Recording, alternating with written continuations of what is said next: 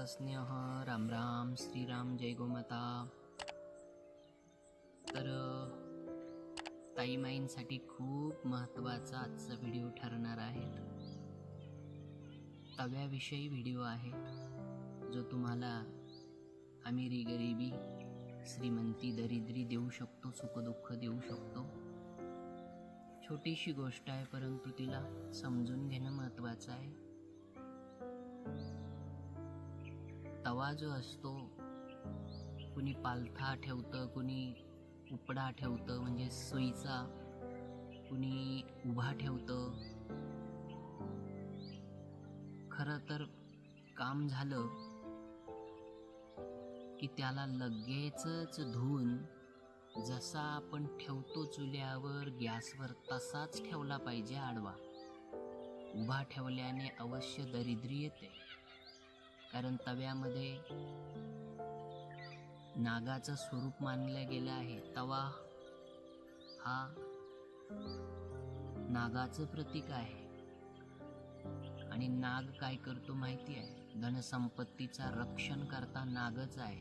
नवे नवे स्वर्गापेक्षा अलका नगरीचा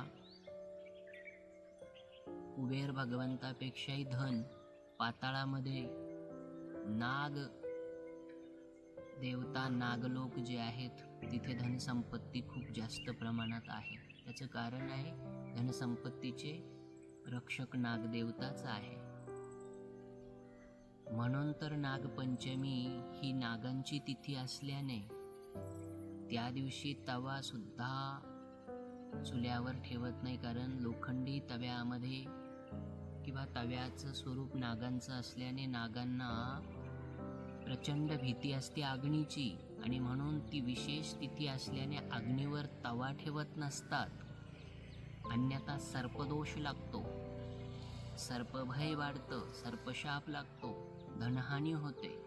असाच तवा उभा ठेवला, खरकाटा ठेवला तर निश्चित धनहानी होते।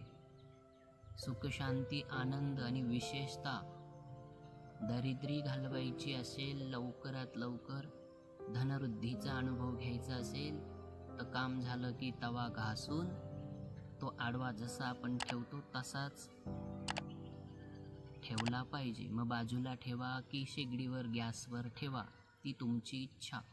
जय गोमाता।